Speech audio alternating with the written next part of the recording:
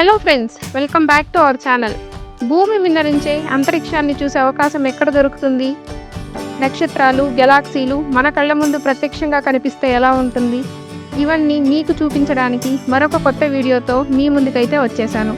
Video skip చేయకుండా చివరి వరకు చూసి మేము అడిగే ప్రశ్నకు సరైన సమాధానం చెప్పి ఒక వాల్యుబుల్ గిఫ్ట్ అయితే గెలుచుకోండి.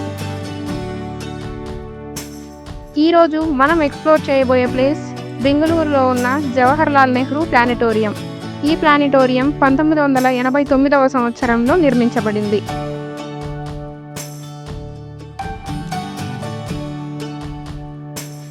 ఇక్కడ లోపలికి ఎంటర్ అయిన వెంటనే మనకు సోలార్ సిస్టమ్ ఎలా ఫామ్ అయింది, సన్, ప్లానెట్స్ అండ్ శాటిలైట్స్ ఎలా ఉంటాయి, మరియు మన భారతదేశం పంపించిన శాటిలైట్ మోడల్స్ని ఎగ్జిబిట్ చేశారు.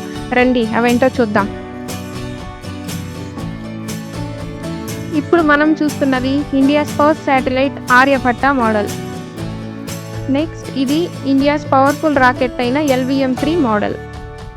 ఇదే రాకెట్ని ముందు GSLV MK3 అని కూడా పిలిచేవారు. ఇప్పుడు మనం చూస్తున్నదైతే భారతదేశానికి గర్వంగా నిలిచిన హిస్టారిక్ మిషన్ చంద్రయాన్-3.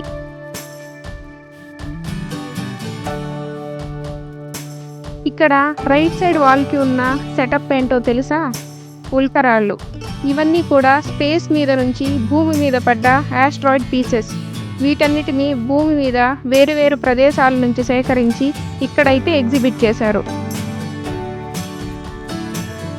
ఇక్కడ ప్రధానమైన ఆకర్షణ స్కై థియేటర్. భారీ డోమ్ ఆకారంలో ఉండే ఈ థియేటర్లో కూర్చుంటే మనమే స్పేస్లో ప్రయాణిస్తున్నట్టు ఫీల్ వస్తుంది. లైట్లు ఆఫ్ అయిన వెంటనే ఆకాశం మొత్తం నక్షత్రాలతో నిండిపోతుంది. అక్కడి నుంచి ప్రారంభమవుతుంది మన స్పేస్ జర్నీ. భూమి ఎలా తిరుగుతుంది, సూర్యుడు ఎంత పెద్దవాడు, బ్లాక్ హోల్ అంటే ఏమిటి, మిల్కీవే గెలాక్సీ ఎంత పెద్దది, ఇలాంటి మరిన్ని విషయాలు అద్భుతమైన 3D విజువల్స్ మరియు సరౌండ్ సౌండ్స్లో 40 నిమిషాల పాటు చూపిస్తారు. ఈ ప్లానెటోరియం బయట ఒక సైన్స్ పార్క్ అయితే ఉంటుంది.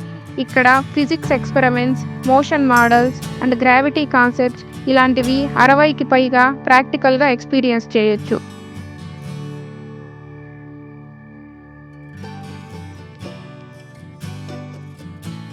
ఇక్కడ చాలా ఇంట్రెస్టింగ్గా అనిపించే వాటిలో walk to way your self bridge ఒకటి.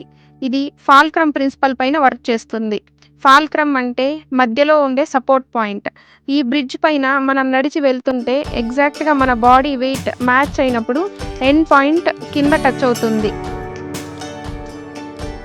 ఈ బ్రిడ్జ్ పైన ఒక సైడ్ ఎర్త్ వెయిట్ అండ్ మరో సైడ్ మార్స్ వెయిట్ని అయితే చూపిస్తుంది.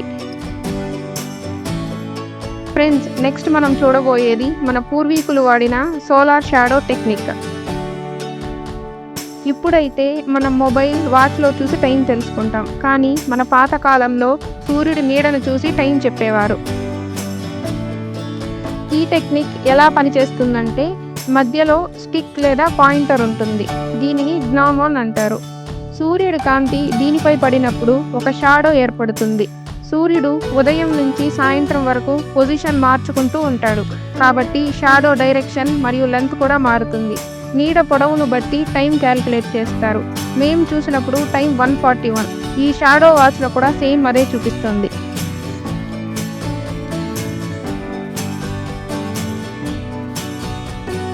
నెక్స్ట్ మనం చూడబోయేదైతే విస్పరింగ్ డిష్. ఇదైతే నాకు చాలా ఇంట్రెస్టింగ్గా అనిపించింది.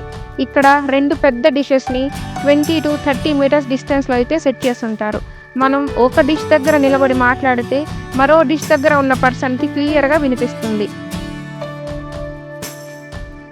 ఇది ఎలా పాసిబుల్ అంటే సౌండ్ వేవ్స్ ఈ కర్వ్ డిష్ సర్ఫేస్ పైన పడినప్పుడు అవి రిఫ్లెక్ట్ అయ్యి ఒకే డైరెక్షన్లో ట్రావెల్ అవుతాయి.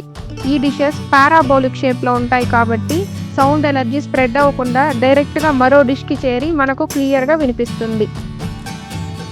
ఇక్కడ ఇలాంటి ఇంట్రెస్టింగ్ మోడల్స్ చాలా ఉన్నాయి. మీరు కూడా మీ పిల్లలతో ఈ ప్లేస్ని విజిట్ చేయండి. ఇది పిల్లలకైతే full knowledge and fun place.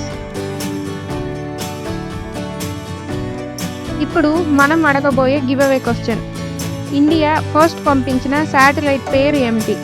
మీ ఆన్సర్ని కమెంట్ బాక్స్లో మెన్షన్ చేయండి. ఈ వీడియో మీకు నచ్చినట్టయితే లైక్ చేయండి.